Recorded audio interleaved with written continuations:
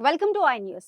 అయోధ్య రామ మందిర విరాళాల చోరీ కేసులో రోజుకొకటి చొప్పున సంచలన విషయాలు వెలుగులోకి వస్తున్నాయి. ప్రత్యేక దర్యాప్తు బృందం తవ్విన కొద్దీ అక్రమాలు బయటపడుతూనే ఉన్నాయి. భక్తుల నమ్మకాన్ని ఆసరాగా చేసుకొని కిలాడి దొంగలు సాగించిన నయా డిజిటల్ మోసం ఇప్పుడు దేశవ్యాప్తంగా కలకలం రేపుతోంది.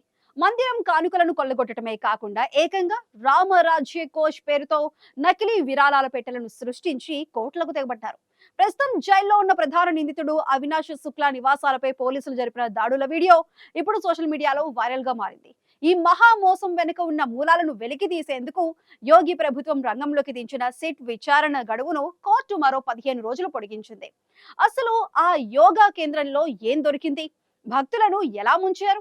Let's watch the story. Ayodhya Rama మందిర కానుకల దొంగతనం కేసులో రోజుకో షాకింగ్ నిజం బయటపడుతోంది. ఈ కేసులో ప్రధాన నిందితుడైన అవినాష్ శుక్లా అద్దెకు ఉంటున్న అయోధ్యలోని ఒక యోగా కేంద్రంపై పోలీసులు జరిపిన ఆకస్మిక దాడుల్లో నమ్మలేని నిజాలు వెల్లడయ్యాయి.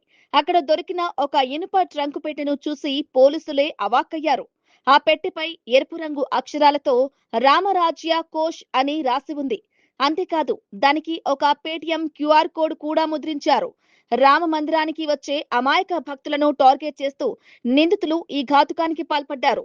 మందిరం పేరుతో విరాళాలు సేకరిస్తున్నామనే భ్రమ కల్పించి ఆ క్యూఆర్ కోడ్ ద్వారా భక్తుల సొమ్మును నేరుగా తమ సొంత బ్యాంక్ ఖాతాల్లోకి మళ్లించుకుంటున్నారు.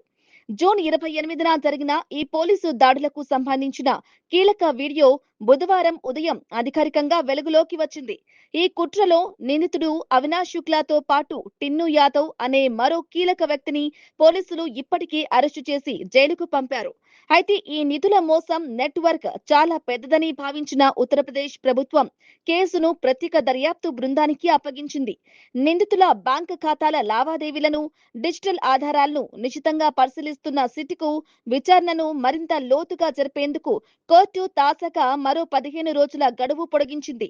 మరోవైపు ఈ భారీ స్కామ్ నేపథ్యంలో శ్రీరామ జన్మభూమి తీర్థక్షేత్ర ట్రస్ట్ ప్రధాన కార్యదర్శి చంపత్ రాయ్ రాజీనామా చేశారంటూ కొన్ని ప్రచారాలు సాగాయి.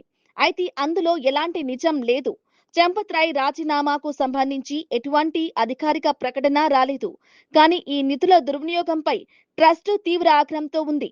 అత్యవసర సమావేశాలు నిర్వహిస్తూ భవిష్యత్తులో ఇలాంటి మోసాలు జరగకుండా ఎలాంటి భద్రతా చర్యలు తీసుకోవాలో ప్రభుత్వం పోలీసులతో కలిసి సమీక్షిస్తోంది.